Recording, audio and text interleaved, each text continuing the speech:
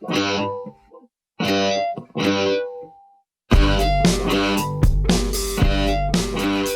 this is Phil. Welcome back to the show. I'm here with Christian Taylor. Hi, Phil. Hi, Christian. How are you? You're looking lovely. Thank you.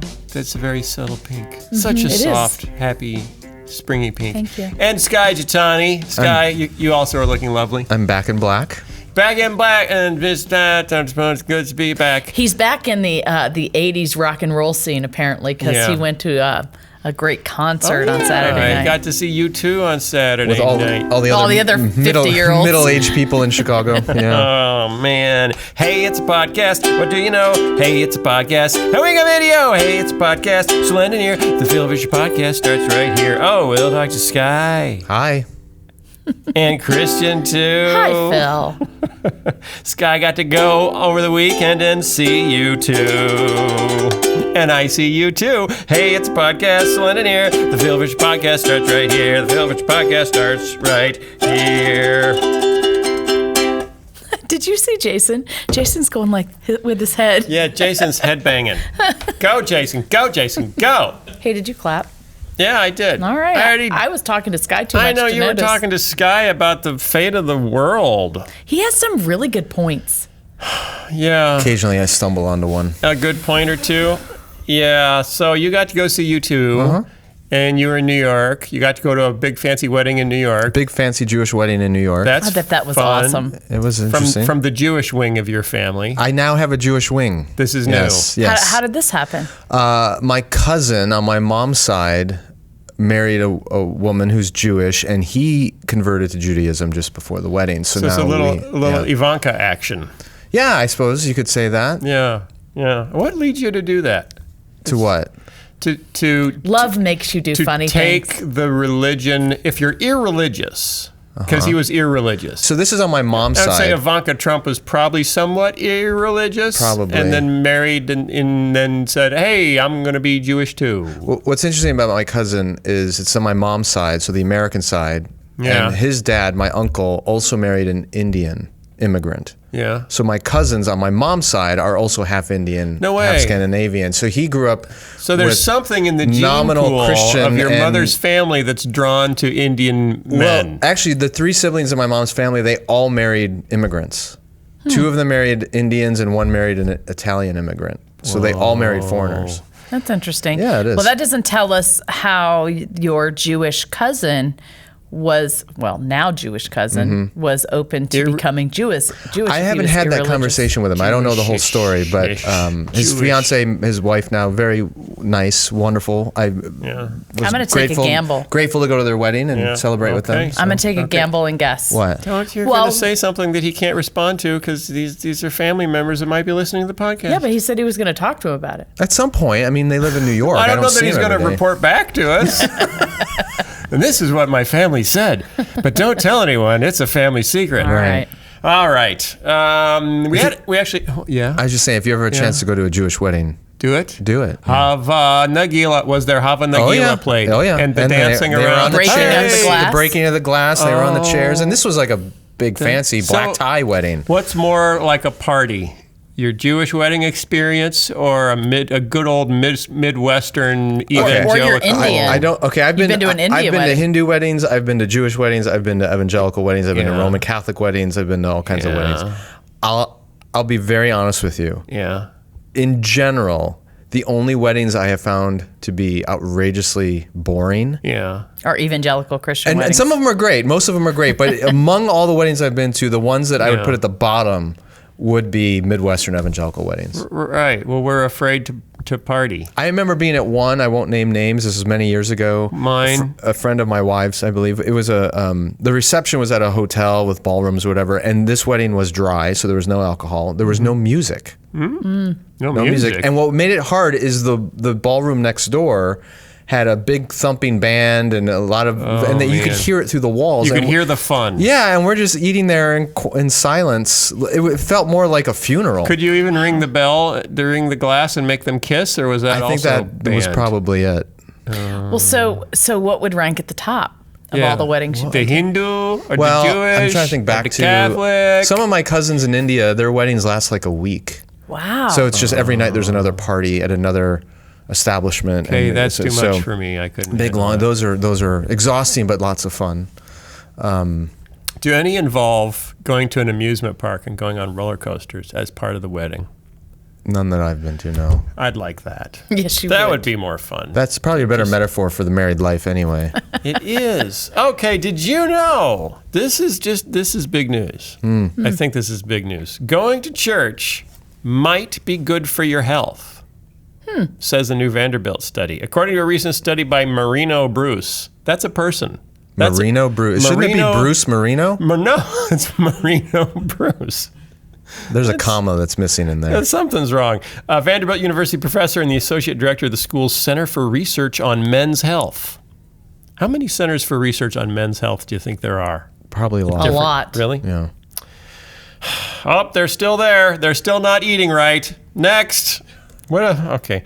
People who attend worship services may reduce their mortality risk by 55%. This gets back to what we debated last time. Especially those between the ages of 40 and 65. Correlation is not Hey, causation. you don't think that Marino Bruce knows that?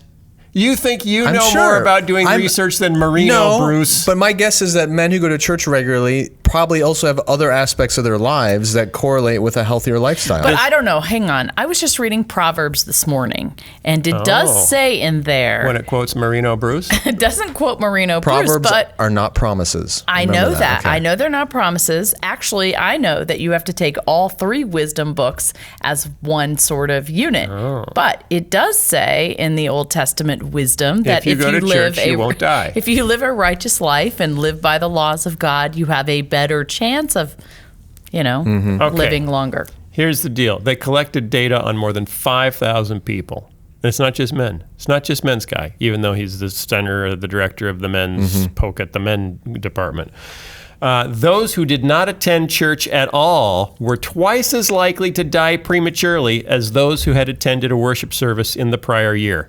So apparently you only need to go to Once a one year. worship service It's like getting an inoculation. and you'll never die. Just a little booster. That's every what once in a people while. think. We That's have why they go at found Easter or eternal Christmas. life. It's at church after all. Though it wasn't specifically that it had to be church. It was true of any worship service. Well, so what's the point here? Go to church and or Any worship service. synagogue or mosque. Does a Jewish wedding once a year count? Hava Nagila. Bruce cites Bruce the Moose had a caboose. Bruce cites social support, a sense of compassion, and holiness, which he explains as being part of something that's greater than oneself. I don't think that's what holiness No, is. it really isn't. No, not at all. All of these likely contribute toward reducing stress, which we already know creates inflammation in the body and heightens the risk for disease. So my thought is, this should inspire some new church marketing campaigns. Come to church or die. You can reduce your mortality by up to 55% by attending church. It might work. It's working already. I Apparently. just How said many it. doctors are going to start prescribing worship services? Yeah. You need... Now, the question is, Yeah. could you go to an atheist worship service and it have the same effect? Would that be like the placebo? Well, no. I mean, They don't if have you, anything to worship. well, Reason. they Except could worship themselves. reason, or they could just, remember that satanic church or the atheist church? Yeah, it was the satanic... satanic church? Yeah. The Black Mass? I thought it was. Well, there was a couple Or of no, them. no, no, no. It was an No, no, no, atheist no. church. Yeah, they there got was that. they got to meet together every Sunday. It was called the Sunday... Sunday Assembly. Assembly. The Sunday assembly. Ding, right. ding, ding, ding, so ding, it ding, would ding. still do the same thing if We you don't know because there aren't enough of them to be able to study them. But yeah, it would. It might fill some of that, not necessarily being the holy part. the holy part, the misuse of holy. I wonder how many people drop out of church because they feel it's causing their lives to be less healthy. I do know that I when, don't think we have any data on that. No, we Sky. don't. well, I do know that when I was going to church Sunday morning, Sunday night, Wednesday night, Yeah. and we were involved in other service projects, I thought, I just can't keep this up. It may kill me. Yeah. Well, I'm glad you. But you'd be a martyr for the Lord. You know what Jesus said? He said a lot of things. All Which one things are in you moderation. He did not say that. He said, take me seriously, but not too seriously. No, he didn't. Wasn't that Benjamin Franklin? Yes. Who said all things in moderation? Where did that come from? I think it's Ben Franklin. Ben Franklin said Or all Thomas sorts Jefferson. Ben Franklin said all sorts of things that sound like they should be in the Bible. Jefferson didn't do anything in moderation. This is true. God helps those who help themselves. I think That's that not was, in the I think Bible that was either. Ben Franklin. Yeah. Okay.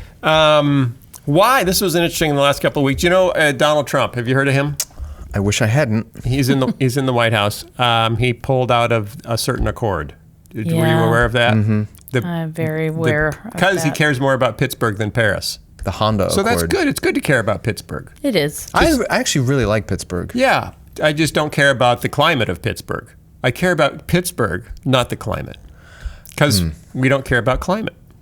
I care about the climate. Because that's what Paris was about. So the question has been raised, why are so many white evangelicals in Trump's base skeptical of climate change? Why? Because they've been told to be. Why? I think I may know. Skepticism of man-made global warming is high among pastors. What's the source here you're reading from? Lifeway Research. Okay. Especially younger ones. That surprised me. That is surprising. According to a 2013 poll from Lifeway Research, just 19% of pastors aged 18 to 44. How many 18-year-old pastors are there in the U.S. There are some, probably not a lot. that don't handle snakes? It doesn't seem like There that's could a be big some like demographic. youth pastors, probably more. 18-year-old youth pastors? Well, they're youth. Yeah, they're highly qualified. They're youth. Well, my toddler is not qualified to lead the toddler's ministry. Why would an 18-year-old? Okay. Pastors age 18 to 44 agree with the statement. Just 19% of pastors aged 18 to 44 agree with the statement. I believe global warming is real and man-made. So roughly 1 in 5. 1 in 5. Yeah. Why do you think that is? And then, of course, last week we had this great quote from Representative Tim Walberg, Republican, Michigan, a graduate of evangelical schools. Now, you said he went to Moody.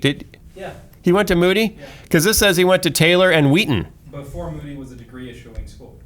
It was just certificates. You had to go somewhere else to get the. But why did he have to go to both Taylor and Wheaton to get a One was probably undergrad and the other was Yeah. probably graduate. Oh, okay. Okay. So he went to Moody, Taylor, and Wheaton. That seems like... That's like the Christian Midwest trifecta. Yeah, you get your card punched and now you can get a free... Well, now you should at least Bumper sticker. know all Something. things about all You things. should be able to eat free at Chick-fil-A for the rest of your life if you've gone to all three of those schools. Anyway, he went to Moody, Taylor, and Wheaton. And he said last week, as a Christian, I believe that there is a creator in God who is much bigger than us. Not just God, inside God. That's unusual. There's a creator in There's God. a creator in God. His name is George.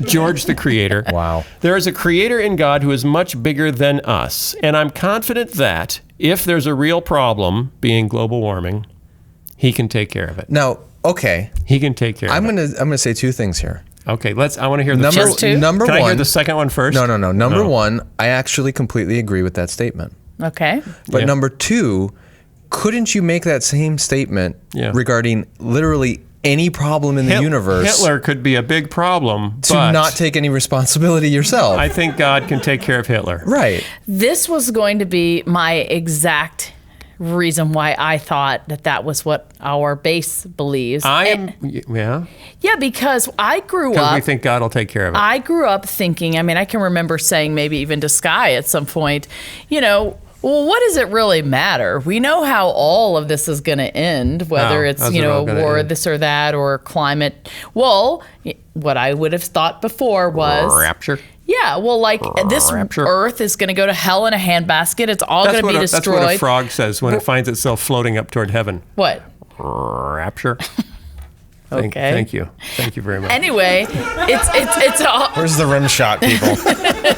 it's all going to go to hell in a handbasket. I want Jesus to come back, so let's just have a good time and not worry about In it. fact, let's see maybe if Let's we make can it happen faster. Let's hurry this along. Right. Let's accelerate our slouching toward Gomorrah. Well, I've said this in many places, but and some of our listeners have pushed back on me when I've mentioned it on our podcast. But I do believe that this is the long residue of that eschatology, that certain... You're saying this is eschatological residue? It is eschatological that was- Do you residue. know what we use around the house to get out eschatological residue? What? Mr. Clean. Mr. Clean Living. Mr. Well, if it's eschatological, it's Mr. Clean dying. You're right. Well, but it is, I think Christian's absolutely right that a lot of American evangelicalism imagine that. has bought in. No, really though, it isn't because it's a highly academic or intellectual view, but it is the popular view that's been propagated by things like Left Behind. That it's all going to burn. It's all going to burn. So use up, and then they link it. So let's burn it. They link it to Genesis 1, where we're given the command to have dominion over the earth, and they say, okay, well, let's have dominion. We can do whatever we want, and let's use up everything that's here because this is just going to get tossed in the garbage can. That totally flies in the face of us having responsibility to care for God's creation, to care for one another. What's the creation mandate, Sky? The creation mandate is from Genesis 1, 26 through 28 or 29, something like that. So God created man in his own image, male and female, he created them. And then he says to them to be fruitful and multiply. Yeah, we did that pretty well. And have dominion over the earth and then rule over any of the sun. We're dominioning. So there's two aspects to the dominion over the earth. One is to procreate, right, to make more people and fill the earth with them. And then secondly is it's not just procreation, but it is recreation. Not recreation. It is vocation. Okay. It is to then through humanity, take the raw materials of the world and make them into something, make cities, make art, make literature, make all these things, and manage this world and create it as people who bear the image of God. But that means... Now, hang on. Yeah. Is that all based in the Jewish words that you're... Yes, it is. It's in the Hebrew, and it's rooted in the idea that we are God's representatives of the earth. So we have dominion over it on his behalf. So that's where the stewardship idea comes from, that we steward something on behalf of another. But stewarding means it means managing. It means making sure there's going to be enough for future stewards. It means making sure that what we extract from the earth is replenished or used wisely if it can't be replenished. What's really interesting in Genesis 2, when there's that lengthy description of the Garden of Eden, is it talks about how in the garden there are these minerals and there's gold and there's different things under the earth, which implies that at some point humanity was supposed to mine. Was supposed to extract those materials and use them. We were supposed to turn into coal miners. Right. So on one side, the conservative argument that, well, we are to have dominion over the earth and rule over it, that's totally correct. That's legitimate. And it would stand opposed to the highly secular leftist view that says, no, humanity is this virus on the earth that is... Right. So we don't want to agree with that. Oops. But on the flip side, the idea that we're going to have dominion over the earth and just rule over it like some kind of imperial... We can do whatever we want. do whatever we want because it doesn't ultimately matter and it won't last is also highly unbiblical. So... But do you get that out of Genesis or do you get that out of Revelation? You get it out of the whole Bible. It's true. If you think about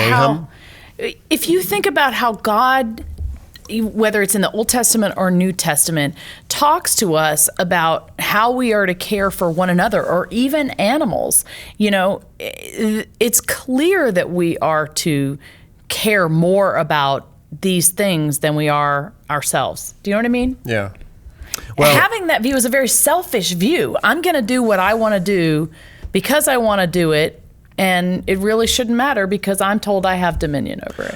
One of the other popular arguments I've heard coming both from Christians and not from faith-based voices is when human beings believe that they can actually influence the climate, that's an arrogant view to have. We are not powerful enough to actually change the environment or to change the climate and the atmosphere. And it's an affront to God, almost like Babel, to say that we have the power to change, that we could destroy the earth with our climate. And I've heard that numerous times now. I think it's coming, I think Rush Limbaugh uses that argument a lot, and I think it's trickled into a lot of Christian voices about it because they like the spiritual implications of it, the arrogance of man to think that we can affect climate change and destroy the earth. And my immediate response to that is, well, wait a minute. No one's denying that the human beings have created nuclear weapons that are more than capable of destroying the earth. So what about this is inconceivable? Yeah, and have you tried to walk around Beijing on a smoggy day and see how much? Yeah, but that's just one city. We can't do that on a global level. Okay, but let me ask you this. It's an insane argument. What do you do with actual scientific data? I mean, are we saying that? Good question. Are we saying that that's just fabricated? We don't trust it. Well, and because it's politically motivated. I talk out of both sides of my mouth on this issue, but I do have a degree of sympathy for the skeptics. Because as I've gotten around in certain places, especially with like atheists and humanists and secularists and stuff, is they do bring to the environmental issues such religious fervor. Yeah. And it gives them a sense of purpose and mission. And superiority. You look at that and you go, okay, this really does function as a religious system for people. So if environmentalists are acting like they're in a religion, then you can't really blame me for rejecting their religion when I have my own religion. Right, and it brings some skepticism to the science they cite, just as non-believers would take some of the evidence we would cite, say, for the resurrection and go, well, yeah, but you're biased. Yeah. And once you move everything into the realm of religious belief, it's really hard to build consensus. So I don't disagree with the science that I've read. I think it's legitimate, but I understand why some people are skeptical of it because the way it's often presented feels more like religion. Do you want to know my theory? Please. And I think this also might be why some younger pastors to middle-aged pastors find it so easy to reject the science.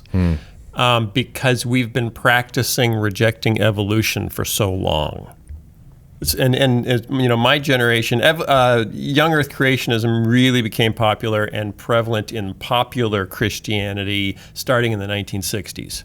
Right. So that's when I was born. So I grew up with, young Earth creation, evolution is evil, Darwin is the Antichrist kind of, materials. I had a poster about it in my bedroom. I did, with all the different hominids that had been discredited.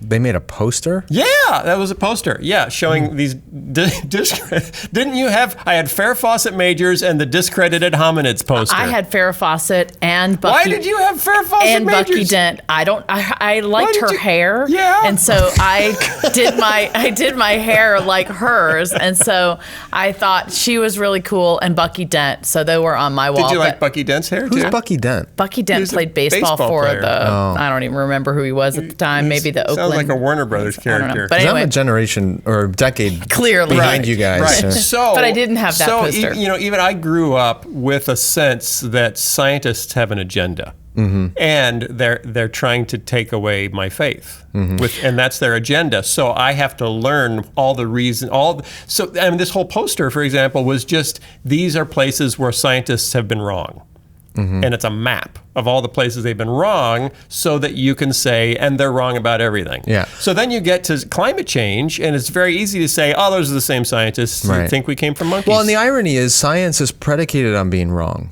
That's how you do science. Right, you have to make mistakes to find out the truth. Right, you make mistakes, or you have theories that are incomplete. Don't you have to be right eventually?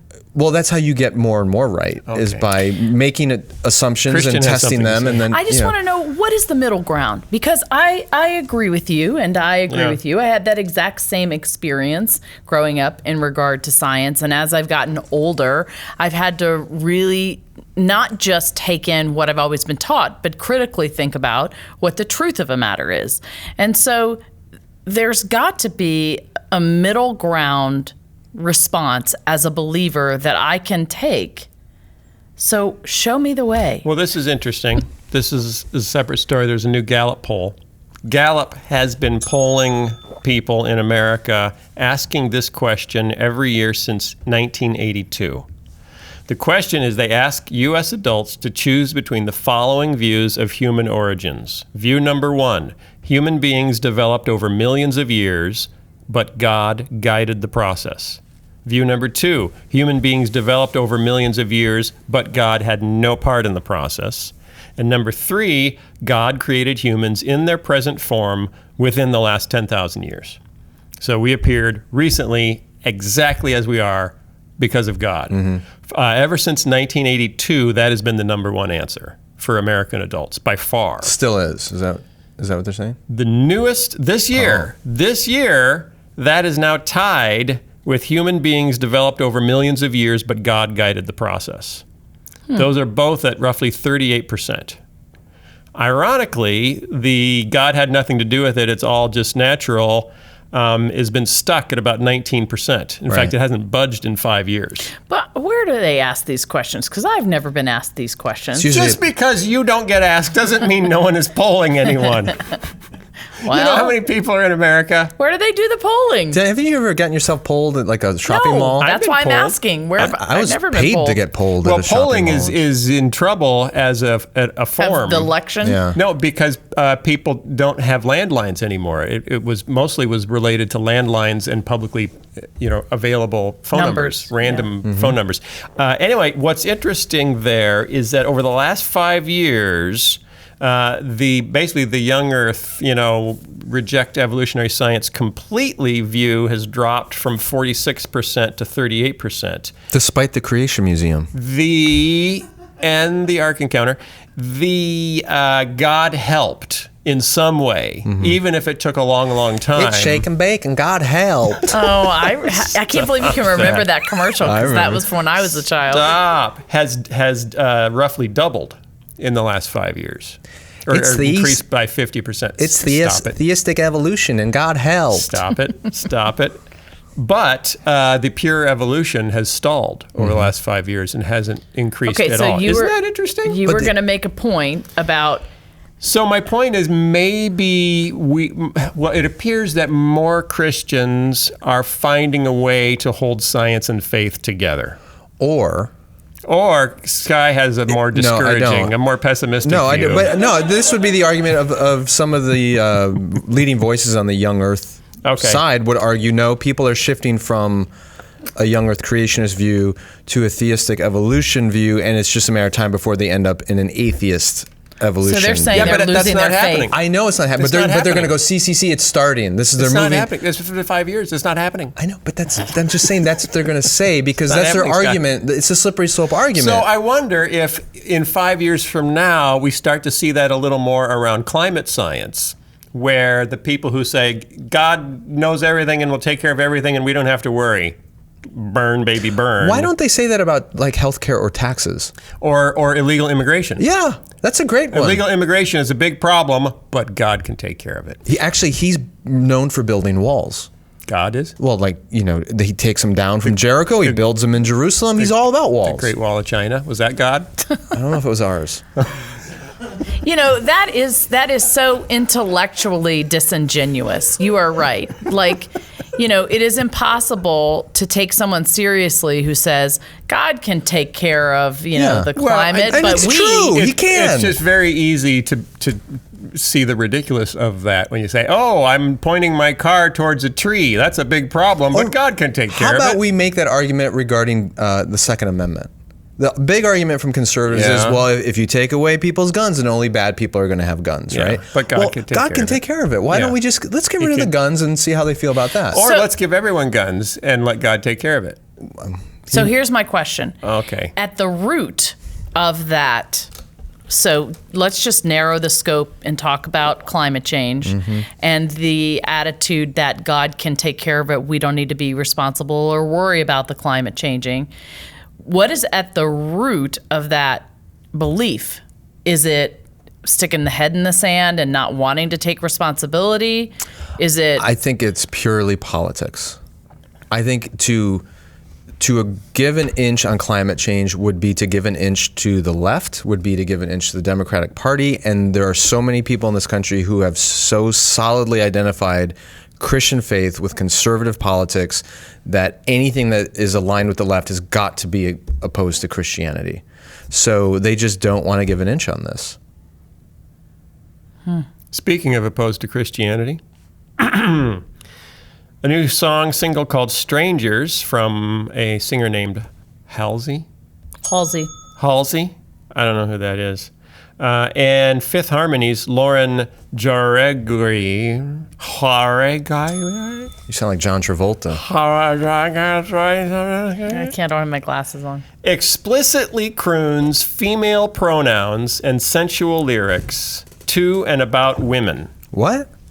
It may be the first song that could get mainstream radio play that's a love song between two women. That's not true because don't you remember who was it? It wasn't Alanis Morissette. It was there was another one. There have been others. When you come up with and it was that, a mainstream one. you let me know. Are you sure? What about what about I kissed a Kissed a girl Girl? and I liked it? That's not a love song. That's just a teenager experimenting. That's just shock. Yeah, that's just shock. But Okay. this is like a normal love song. Like a ballad. But it's two women singing to each other. There is one that I know of. I'll have to research Okay, it. yeah, we'll Google it right now while we're talking. Come on. Yeah. So is that, it's interesting, first of all, to me, is that honestly, that's never happened before? Honestly? I remember when a couple years ago we were at Disney World and Captain EO was playing at Epcot, and I took my kids. Where are you going with this? I'm going somewhere. Because Michael Jackson had just died. I'm like, oh, kids, we got to see this old movie. Michael Jackson. I was explaining who Michael Jackson was. He's like the biggest pop star in the world when I was a kid. I mean, so we go watch this like a 15-minute movie. We walk out. I said, what do you guys think of Michael Jackson? And my son said, who, which one was Michael Jackson? I said, the main character, the Captain EO. And he's like, that was a guy? He thought it was a girl. So there's been so much. What's your point? My point is, in popular music, there's been so much gender. There's androgyny that it's not like for young. It's kind of in love songs. If you're a she, you're singing about a he. If you're a he, you're singing about a she. You're using gender normative pronouns. I guess you're right. In love songs. Okay. That's what they're saying. This may be the first kind of mainstream love song that's just she and she and she. So which also leads me to ask then, because the next frontier would be a mainstream romantic comedy. It's a Heartache by Bonnie Raitt. But there's been lots of gay characters in think that's it. movies and romantic shows. comedy starring two men or two women. So they're not like sidekick characters that are gay. No, not that's. Oh, look, here's my gay best friend. But don't worry, That's he's like not dating anyone. Every Julia Roberts movie ever made. I know. So it is interesting how long, if you think about how fast things have changed in same-sex attraction politics and pop culture, even pop culture representations. Just the fact that you don't see whole movies about a same-sex couple or even whole songs about a same-sex couple kind of shows that the mainstream, the bulk of America, really, it's like, that's okay if you're a sidekick, but I'm not going to watch a whole movie about you. Right. Well, there were movies in the past that, like Brokeback Mountain. Yeah, and how many people went and saw that? A lot. Not that many. But see, the problem is a lot of people go to movies and they want to in some way identify. They want to see themselves. They want to see themselves. Right. So, yeah, we'll see. I don't know. I mean, if the science I've read about homosexuality and same-sex attraction and all that stuff is at all accurate right now, it would seem that for most men, sexual identity is very hardwired.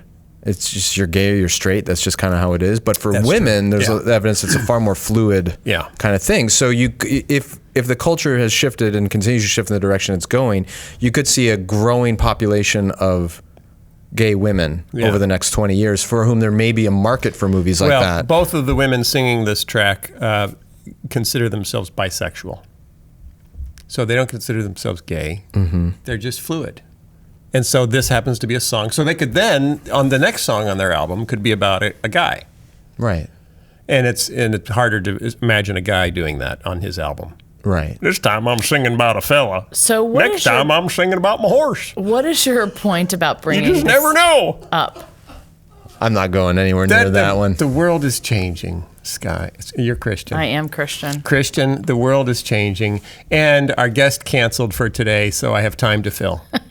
So I had to grab a whole mess of stories. Well, and the question, you should do another show and call it Time to Fill. How about that? you are so creative. Timely fill. Well, the question is, I think the bigger question for our Christian podcast is, how should we think about that? Yeah. Should we boycott the song and the artists? Can we do a boycott, please? I know. Let's stop listening to the radio. Even better. Wait, I already did.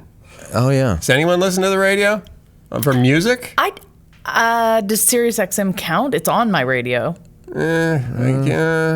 Kind of. I don't think people listen to the radio. How about iHeartRadio? Well, but that count? Can we get people together and get them upset and get some placards and some boycotts? This is not some the kind hashtags? of response I was thinking of. Come on, it's the Christian way. I don't know. No, come on, y'all. Let's be serious. Hey, are you Southern? I am from You just Mississippi. y'alled me. I did. So my question is, since it sounds like most of us here have not heard of any of these artists.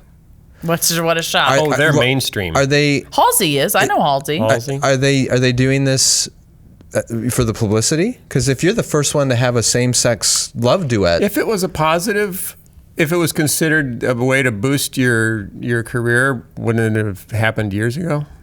you never know until someone tries it. Yeah, I guess. Y'all are dodging my question. I mean, think about Madonna was kind of poking into this Now they're area just 20, ignoring me. 20 But that was 25 just years to get ago. attention. That was just. Didn't she kiss women in some of her Yeah, videos? no, she kissed Britney Spears on the MTV Yes, MTV she Music did. Awards. Yes, it was even before Britney but Spears. that was a publicity stunt. It was a publicity. Yeah, but that's what I'm asking. Is this kind of for the? Is this a did publicity they sit around and stunt? say, "Hey, I know that'll get some attention. Let's do a ballad with two women," and I don't know anybody who's done that. Maybe we'll get some attention for it, and we can boost our. Let's do a song where it sounds like we're singing about our boyfriend, but we're really singing about God. You know, y'all Would that may be not radical? care about this, but I'm like zoning out.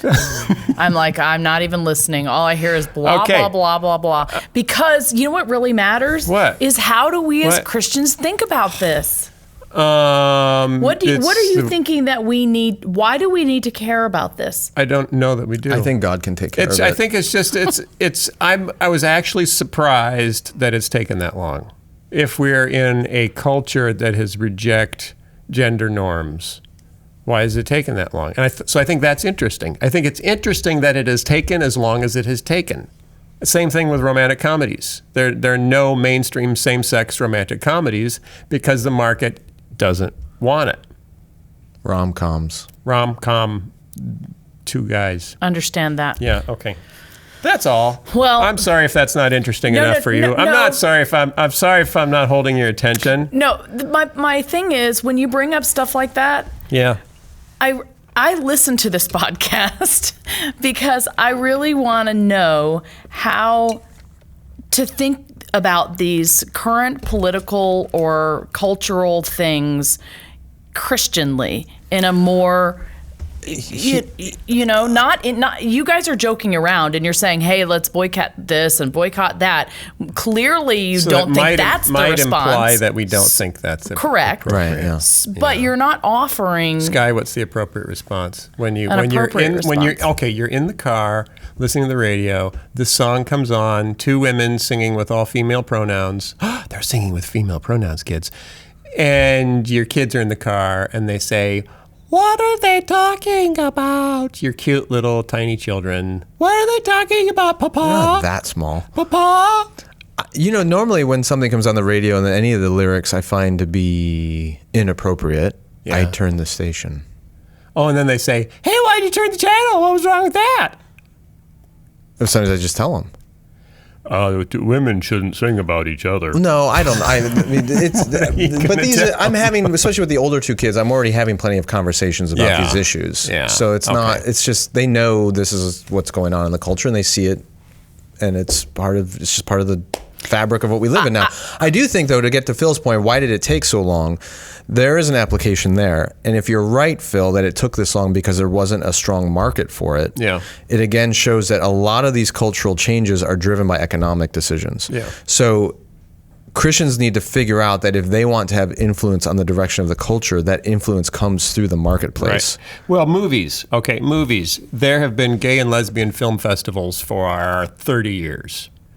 Thousands of movies, with gay and lesbian themes. Mm-hmm. It's a whole mini industry of LGBTQ filmmaking. It doesn't go mainstream because it doesn't work. The economics don't work. The economics Right. don't work. There's not enough people in the general population that will pay money to see that movie. It doesn't play in Peoria. Right. So if you want to see not how the culture is changing around the edges, but how the culture is changing in the middle, see what is considered acceptable in mainstream movies. Right. You know, go to the movies that are playing in your local multiplex and say, okay, what's considered, you know, you'll be shocked at the violence that's considered acceptable. You won't necessarily be shocked at gender roles or same-sex issues because that's considered more controversial and more likely to turn away an audience than gratuitous violence. Then Right. chopping someone up in a wood chipper is more acceptable than two men kissing. That does seem a little strange. That's where it is. That's where it is, baby. Do you know in the UK, I have one more story. In the UK, they're having a mental health crisis. Did you know that? They're all going mad. They're also this weekend having a real crisis, and I just want to shout out to people in London, say my heart is with you. Yep. Anyway, so they're having a mental health crisis although also. more people were killed in Kabul Oh, yeah. last week That is pretty awful. than in London by a factor of about 10 to 1. The mental health crisis, this is a story in The Independent in the UK. The mental health crisis could be tackled by reintroducing spirituality instead of focusing on material gain. Interesting. Our aversion to religion and spirituality has led to a society pathologically materialistic, which is partly to blame. So this is an op-ed piece in The Independent in the UK. Is this coming from a vicar? Who's writing this? No, it's someone who says that they are part of a religion. That's it? That's it. What's their name? I don't have that. I don't know. It's an anonymous person. I don't have the name. Anonymous religious person. Britain is in the grip of a mental health crisis. Millions are beset with anxiety and despair, which statistics can confirm in depressing detail. Although the reasons for our inner turmoil are complicated, the Tory manifesto, apparently there was a Tory manifesto, which identified mental health as a burning injustice, overlooks a key contributing factor: our spiritual vacuum and insatiable materialism. Given our intemperate secularism, the British appetite for worship is waning. Not only has our culture written God's obituary, but we are slighted by the very thought of religions pontificating about our excesses and are more self-indulgent today than at any other period in history. In a UNICEF report commissioned by the Department for Education, a cycle of, quote, compulsive consumerism was cited as a major contributing factor to the onset of mental illness and breakdown of the family structure. Furthermore, studies indicate causation, Sky. There we go. Causation between materialism and poor psychological health. And research suggests materialistic individuals are more susceptible to marital discord and fractured friendships. So this person is arguing that the loss of spirituality in the UK is exacerbating mental health issues because the people are left with nothing but consumerism. So, because it's my job in this podcast to point out things that I would want to correct, I would put it this way. Okay. I wouldn't say it's a loss of spirituality. I don't think human beings can lose spirituality. I just think we are spiritual. The problem that this writer, anonymous writer, is articulating is these people in the UK have taken their spirituality that ought to be finding its fulfillment in God, and they are seeking that fulfillment through materialism. So it isn't about being material or being spiritual. You are always spiritual. It's what are you going to satisfy that spiritual need? And they're looking for that need to be met through materialism, and it's not working, which then leads to anxiety and depression and broken relationships and all the other baggage that goes along with basically idolatry. This is a story was written by Hasnet Laes. What? Hasnet Laes. Can you spell that? Hasnet. Okay. Last name? Lais. Hasnet Laes. Lais. Yeah. I think it's just Lays. Laes. Freelance journalist, academic, and commentator on religious affairs. His research interests include political Islam and Muslims of the world. He has a master's in Islamic societies and cultures from the School of Oriental and African Studies, University of London. He's been published in Open Democracy, New Civilization, and Britain's leading Muslim lifestyle magazine. I believe he's a Muslim. Sounds like it. So it's interesting. I wonder what research he cites. UNICEF. Okay. UNICEF linked rampant consumerism with declining mental health. Which I totally concur Yeah, with. didn't you write a book I on did that? write a book about this, so I think it's absolutely accurate. So do you think churches becoming more consumeristic is a good thing? I think it's a horrible thing. I think one of the great strengths of the church is when it serves as an oasis within the culture and offers a distinctive alternative to what is the prevailing values surrounding it. And unfortunately, in a lot of American evangelicalism, the attitude is, no, we need to be just like the culture around us in order to get as many people in as possible. But then when you don't offer them something truly different, they begin to question, well, why are we here in the first place? So, yeah, consumerism that's why I wrote a whole book on it. It's a massive problem in the church. So how do you get people to come in? Here's my question. If people actually become aware, all this consumption is not helping me, are we as a church in a position to offer them an alternative? Some of us are. Some churches are. And how can we be better prepared with an alternative than currently we are? One thing that Paul did regularly in his letters is he would articulate the truth of the gospel, but he would also be bold enough to articulate what was in opposition to that gospel to the churches he was writing to. So Corinth is a great example. He articulates the message of Christ in his letters, but then he talks about things like prostitution and economic division and selfishness and love of money and lust and all these other things, that are all in opposition, common in Corinthian culture, that are in opposition to the teachings of Christ. What we tend to do in the American church, because we're so worried about alienating anybody, is we talk about the gospel, but then we don't talk about anything that's opposed to the gospel in our culture, because we don't want to turn anyone off. Or the most we'll do is we'll talk about the gospel and we'll talk about what is opposed to it on the left side of the political spectrum.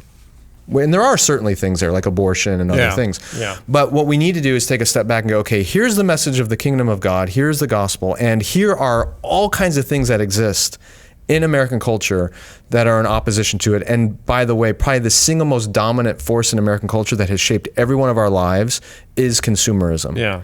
And an awful lot of it is opposed to the values of the kingdom of God. We just don't identify and talk about it. When you say consumerism, my mind thinks buying stuff. No, that's materialism. So can you define consumerism then? Eating stuff.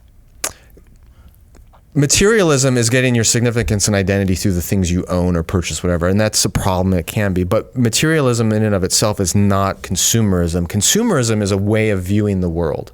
It's a worldview, and it says that I am the center of the universe, and everything and everyone exists to satisfy me and my desires. And the point of life is the fulfillment of one's desires through consuming, and not just consuming material things, but consuming experiences, consuming people, consuming whatever. So I'm the center of the universe. Everything and everyone exists to serve and satisfy me. That is the consumer worldview. Well, what's interesting is that I hear you describe that. I feel like my sin nature is at core a consumer. Yeah, but what consumerism has done is taken that sin nature and built an entire cultural and economic system on it, which is why capitalism is so successful. Right. Because it's predicated on that. So, Rick Warren famously wrote Purpose-Driven Life in that opening line, it's not about you.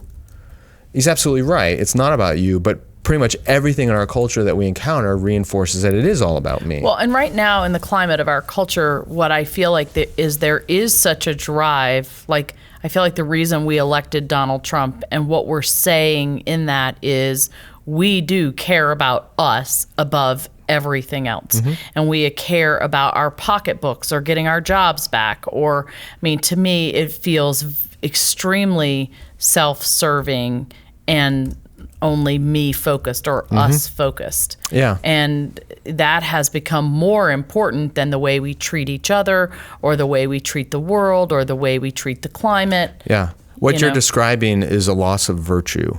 And when you go back and read early founding fathers, whether they're Christian or not, a lot of them talk about that the only way to sustain a free people is if they are virtuous.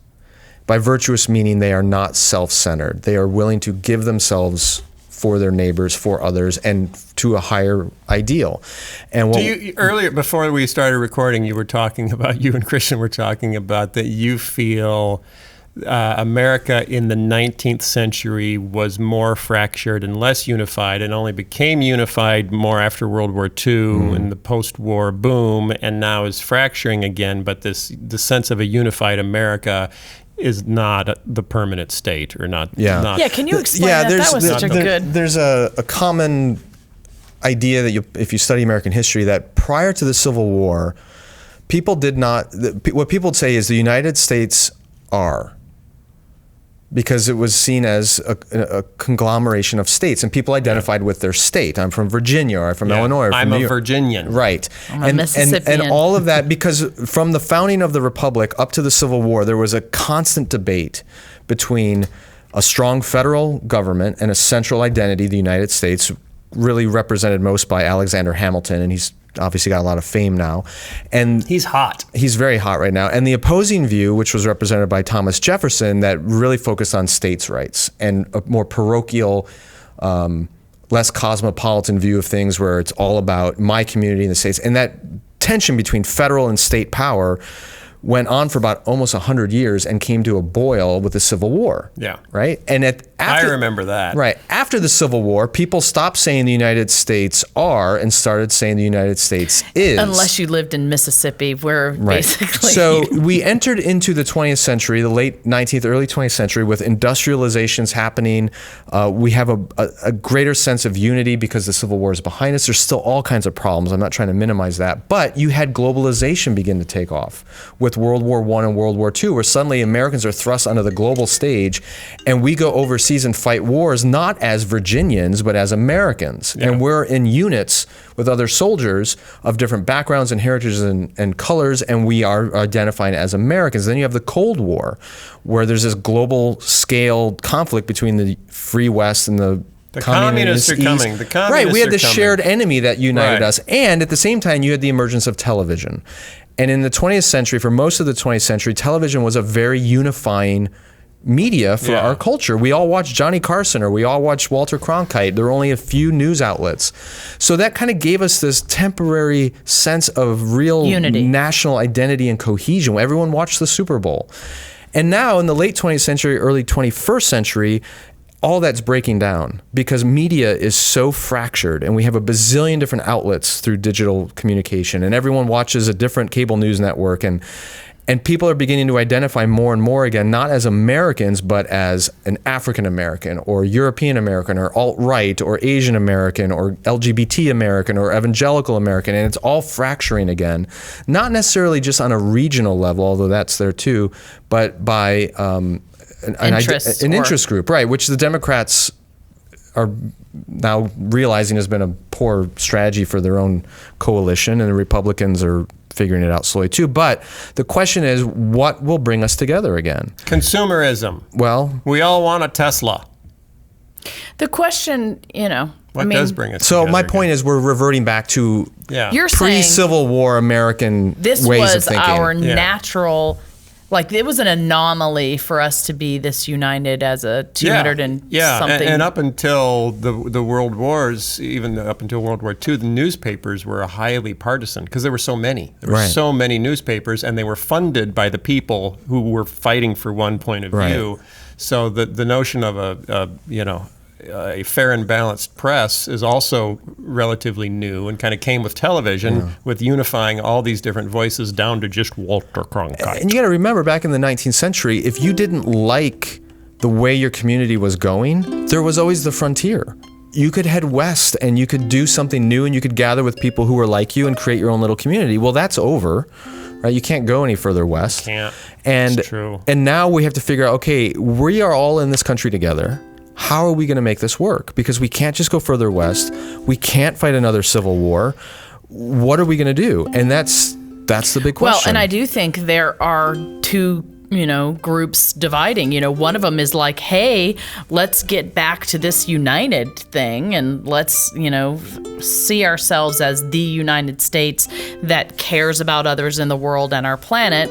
Or you see this other group, which is we need to care about ourselves, our little community, what we want, and anybody that is the other is bad. If you go back and listen, I'll end with this, and then Phil can pluck away. If you go back and listen to Barack Obama's speech in 2004 at the DNC, this is kind of the big speech that put him on the national radar, where he talked about, there isn't a red America and a blue America. There's only the United States of America. And was he wrong? Well, that's what was so interesting is that talk, and regardless of what you think of President Obama and his legacy, that one talk was really inspiring. And I think a lot of people across the political spectrum really resonated with it and admired it. And in the 12 years since that talk or that keynote, he's been proven absolutely wrong. Right? We have not unified, and I'm not putting the blame on any one person. I think there's a lot of blame to go around.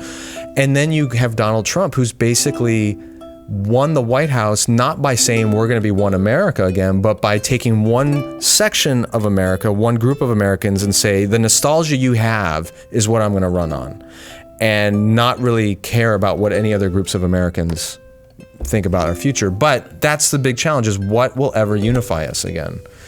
And Jesus. Is there truly an American creed? I'm actually working on an article about this. It's so upsetting that the church can't be unified. It's so upsetting to see the church divide into the same buckets that everyone else is dividing into. And say, I'm not going to hang out with Christians that don't agree with me on this political issue. Because that's the whole thing that attracts people to the church is unity. That's what you're in one accord. I'm kind of depressed now. Oh, great. We depressed Christian. That's really bad. You know what, though, Christian? I believe that there's a creator in God, and he can take care of it. Wait, what did Dallas Willard say to you when you asked him if he was depressed about the state of the church? I remember what he said was no. He said never. No, I am not, and I never will be, because the church is doing great. No, it's as not a whole. What he said. Yes, it It's did. part of what he said. Kind of what he said, but it was at God's will, God's plan. He said Christ is the head of his church, and he's doing just fine. Yeah. And then he made a distinction between the church as the spiritual community of God's people and the church as an institution, which he said is in huge trouble. Okay.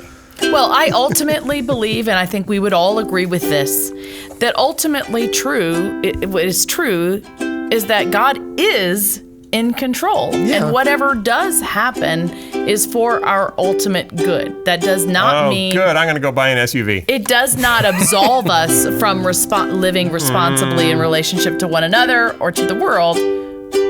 But... You know what we also forget is God is in control, and he's also in control of the judgment. Before which we will all stand and give an account. Now I'm depressed again. Are you a polar bear? Are you a primate? You better think once or twice about the climate. Because if you're a Christian and you think it just doesn't matter, and you think Jesus is coming back and is gonna make the whole thing splatter, well, you might need to come up with a better solution.